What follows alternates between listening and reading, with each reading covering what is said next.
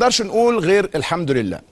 نتيجة جيدة بل جيدة جدا للأهلي في ذهاب نهائي كأس أفريقيا للأندية أبطال الدوري. الحقيقة اللي يستحق التحية من وجهة نظري مارسيل كولر. مارسيل كولر درس بشكل كويس جدا جدا جدا فريق الترجي. حاول يطمع في العشر دقائق الأخيرة من المباراة، بس طمع بحذر شوية. يعني نزول مجدي قفشة رضا سليم ادى الفرقة رئة هجومية شوية. وجهة نظري أنا الشخصية نجم المباراة الأول أكرم توفيق. وجهة نظري أنا الشخصية أكرم توفيق عامل مباراة دفاعيا هجوميا 10/10. الأهلي ملوش هجوم كتير، وأيضا الترجي باستثناء فرصة في البداية ضربة رأس بعد دقيقتين كادت أن تهز شباك النادي الأهلي، ولكن الله سلم يعني. وبعدها ضربة حرة الشعلالي الحقيقة سددها حلوة جدا فوق المقص الشمال. غير كده كرات عرضية سهلة تعامل معها مصطفى شوبير. تسديدة وحيدة من الشحات أنقذها الحارس أمان الله مميش. يحتفظ الحارسان مصطفى شوبير وأمان الله مميش بشباكهم نظيفة، لا يعني يتم تسجيل أهداف في مرماهم حتى هذه اللحظة. يمكن أمان الله مميش في ماتش الهلال السوداني، لكنه من الأدوار الأخيرة كلها كده أمان الله مميش عامل 11 مباراة كلين شيت، ومصطفى شوبير عامل 8 مباريات كلين شيت. ولكن لما بتتكلم على ربع نهائي، على نصف نهائي، على نهائي، واثنين حارسين صحيح لم يختبر النهارده بشكل جد يعني، لكنه لما الاثنين بيحافظوا على شباكهم طوال هذه الفترة هو شيء يحسب ليهم. بس قبل ما يحسب ليهم بيحسب للدفاعات، بيحسب لمنظومة الفريق بالكامل، خاصة النهاردة الدفاعين أدوا مباراة بشكل جيد. يعني دي أخطر فرصة حتى أنت تشوفها كأنها في طريقها للشباك، يدوب مرت بجوار القائم اليمين. دي أخطر كورة تقريبا في المباراة لفريق الترجي.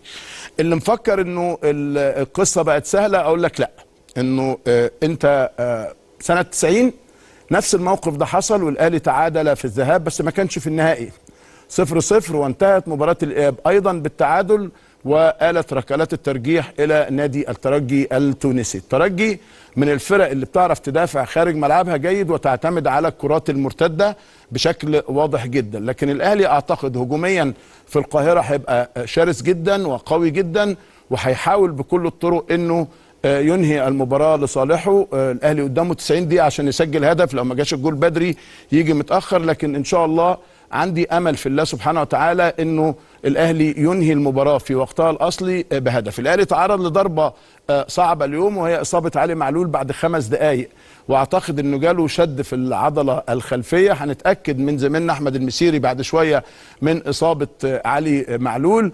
لكن احيي جدا كريم فؤاد، لانه كريم فؤاد بقاله سنين ما لعبش في مكان الباك ليفت، لكنه ما كانش فيه اي خطوره من ناحيه الجهه اليمين لفريق الترجي التونسي. الاهلي لعب المباراه كومباكت، يعني كتله واحده قدر يشتغل بيها بشكل جيد، قدر يامن مرماه بشكل جيد جدا جدا.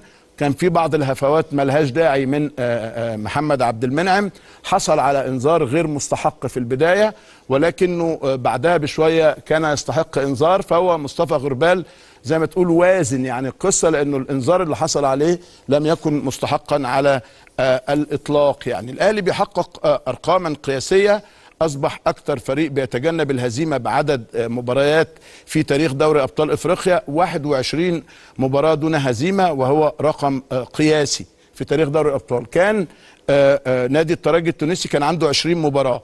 اخر هزيمه للنادي الاهلي لو تتذكروا كانت امام صن داونز. بصوا لعيبه النادي الاهلي مش مبسوطين قوي، حاسين انه كان ممكن يخطفوا المباراه، كان ممكن يخطفوا هدف في حتى في الربع ساعه الاخير. مارسيل كولر بيواصل الحفاظ على سجل خالي من الهزائم في الادوار الاقصائيه. بصوا على الصوره بتاعت محمد الشناوي كابتن فريق النادي الاهلي، لان دي بترد الحقيقه وبتجاوب على حاجات كتيره جدا بكل اسف واسى الناس قعدت تلعب فيها فتره طويله جدا.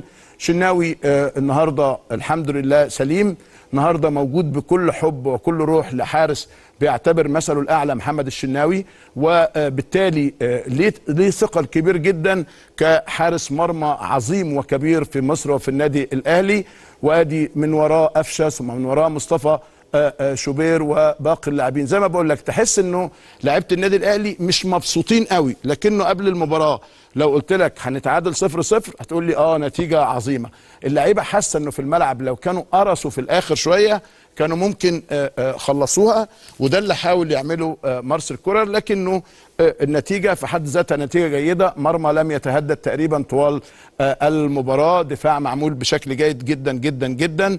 زي ما بقول لك كولر حفاظ على سجل خالي من الهزائم في الادوار الاقصائيه، 11 مباراه فاز في 7 وتعادل في 4، سجل 15 وشباكه لم تهتز الا مرتين.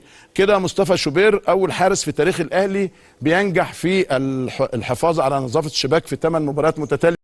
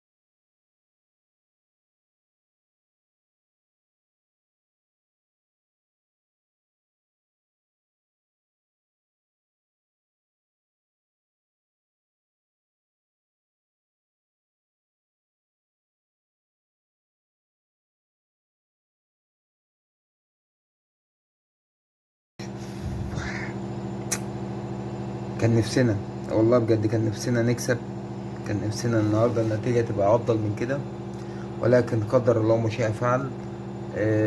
واحد يجي يقول لي ايه يا عم مالك في ايه؟ انت جايب تعادل، انت مش خسران، انت جايب تعادل مرادس. لا، ما انت مش فاهم.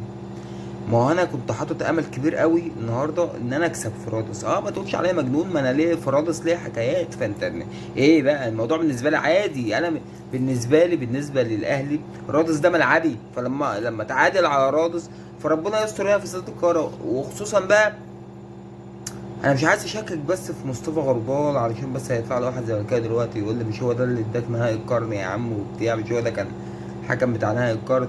ولكن فعلا النهارده اي حد عنده عينين بيشوف هيعرف وهيشوف ان فعلا النهارده الاهلي اتظلم. اتظلم والله، اتظلم جدا. الاهلي النهارده، لعيبه النادي الاهلي النهارده كانت بتاخد كل مقص ومقص يا جدع. مفيش كده، مفيش كده، ومفيش اي حمايه من الحكم نهائي. فيعني انا مش عايز بس ادوس على الحته دي قوي، ولكن زي ما بقول لك قدر الله وما شاء فعل. والحمد لله على النتيجه، ان شاء الله نحسم البطوله هنا في القاهره، مع اني مش مطمن. انا من البدايه كنت مطمن جدا ان البطوله دي بتاعتنا. ولكن بعد ماتش النهارده اللي في رادس، تاني بقولها وبعيدها وبزيدها، احنا كان المفروض نكسب النهارده في رادس. ملعبنا يا باشا، كان المفروض نكسب هناك النهارده. فبعد اللي انا شفته النهارده ده واصابه معلول، كل دي حاجات تخليك يعني تتشائم. ولكن احنا مش هنتشائم، احنا هنقول ان شاء الله خير.